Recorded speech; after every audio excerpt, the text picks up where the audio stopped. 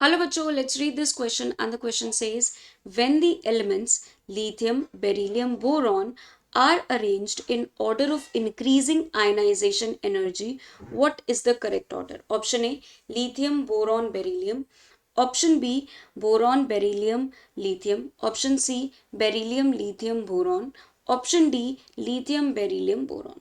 तो बच्चों यहाँ पर हमें increasing order of ionic radii बताना है. अब एक बात देखिए बच्चों, यहाँ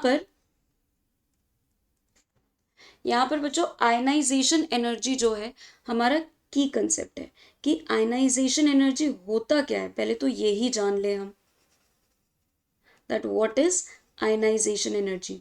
तो बच्चों ये वो मिनिमम अमाउंट ऑफ एनर्जी है जो चाहिए होती है ताकि न्यूट्रल आइसोलेटेड गैशियस एटम के वैलेंस इलेक्ट्रॉन से हम इलेक्ट्रॉन को रिमूव करा सकें, मतलब वैलेंस इलेक्ट्रॉन को हम रिमूव करा सकें. तो यहां पर लिख देते हैं, it is the minimum amount of energy, it is the minimum amount of energy required to remove valence electron from its neutral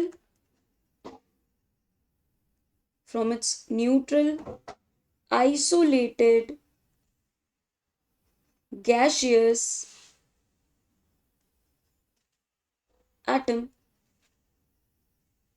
from its neutral isolated gaseous atom. ये हमारा आयनाइजेशन एनर्जी होता है. तो देखिए बच्चों, अगर हम डाउन द ग्रुप की बात करें, डाउन द ग्रुप की, तो बच्चों डाउन द ग्रुप में क्या होता है?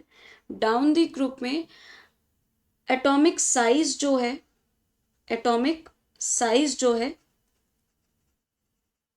वो बढ़ता जाता है, क्योंकि न्यूक्लियर पुल कम होता है तो एटॉमिक साइज बढ़ता जाता है. एटॉमिक साइज बढ़ने से क्या होगा बच्चों? एटॉमिक साइज या आयनिक एटॉमिक रेडियाई बढ़ने से क्या होगा कि न्यूक्लियर पुल कम होता जाता है, तो एटॉमिक साइज बढ़ रहा है तो वैलेंस इलेक्ट्रॉन जो है निकालना ज़्यादा आसान होता है, क्योंकि न्यूक्लियर पुल जो है न्यूक्लियस का की पकड़ वैलेंस शेल के इलेक्ट्रॉन पर इतनी अच्छी नहीं होती. तो डाउन द ग्रुप तो आयनाइजेशन एनर्जी जो है वो डिक्रीज होती है, क्योंकि एनर्जी रिक्वायर्ड है. और अक्रॉस द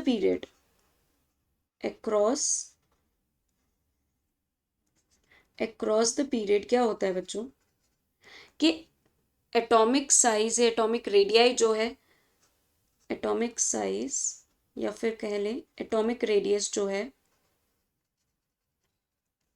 वो डिक्रीज होने लगता है, क्योंकि न्यूक्लियर पुल बढ़ता जाता है, क्योंकि सेम शेल में ही हम बस इलेक्ट्रॉन ऐड कर रहे हैं.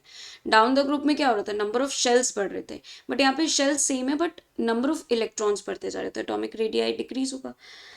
इससे क्या होता है? आयनाइजेशन एनर्जी इंक्रीज हो जाती है. अब बात करें लिथियम, बेरिलियम और बोरॉन की, तो देखिए क्या होता है.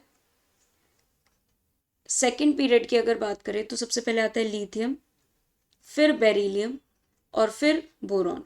तो क्या होना चाहिए ऑर्डर कि भाई बोरॉन का सबसे ज़्यादा आयनाइजेशन एनर्जी, फिर बेरिलियम, फिर लिथियम, इस ऑर्डर में इंक्रीज होना चाहिए. बट ऐसा नहीं होता है बच्चों. देखिए लिथियम का कॉन्फ़िगरेशन क्या होता है?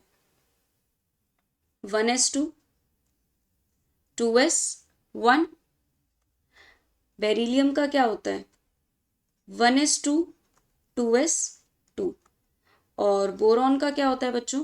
1s2 2s2 2p1. अब देखिए बच्चों, होना क्या चाहिए था कि बोरॉन का सबसे ज़्यादा आयनाइजेशन एनर्जी, फिर बेरिलियम, फिर लिथियम, बट ऐसा नहीं होता. सबसे ज़्यादा होता है हमारा आयनाइजेशन होता एनर्जी है इन तीनों में बेरिलियम की. अब ऐसा क्यों बच्चों? क्योंकि बच्चों इसका जो वैलेंस शेल है कंप्लीटली फिल्ड है, और कंप्लीटली फिल्ड या हाफ फिल्ड जो हमारे ऑर्बिटल्स होते हैं वो ज़्यादा स्टेबल होते हैं इन कंपैरिजन टू जो हाफ फिल्ड या फुल्ली फिल्ड नहीं है। तो यहाँ पर आयनाइजेशन एनर्जी मैक्सिमम होगी क्योंकि फुल्ली फिल्ड में से हम निकाल रहे हैं, फुल्ली फिल्ड ऑर्बिटल में से। यहाँ पे क्या है, ये एक इलेक्ट्रॉन को लूज करते ही नोबल गैस कॉन्फ़िगरेशन पे चला जाएगा लिथियम, तो इसके लिए इलेक्ट्रॉन लूज करना आसान है। बोरॉन पी ऑर्बिटल में से एक इलेक्ट्रॉन लूज करेगा और एकदम से इसके पास सारे फुल्ली फिल्ड ऑर्बिटल्स आ जाएंगे, तो इसके लिए भी आसान है। तो हम ये कहेंगे कि बेरिलियम का सबसे ज़्यादा होता है आयनाइजेशन एनर्जी, फिर होता है बोरॉन का, और सबसे कम होता है लिथियम का। तो करेक्ट ऑर्डर हमें कहाँ देखने को मिल रहा है बच्चों? ऐसा इंक्रीजिंग ऑर्डर में पूछा गया है, तो इंक्रीजिंग ऑर्डर हमारा हमें दिख रहा है ऑप्शन ए में ही दिख जा रहा है। ठीक है, so I hope all of you understood very well. Thank you and best of luck.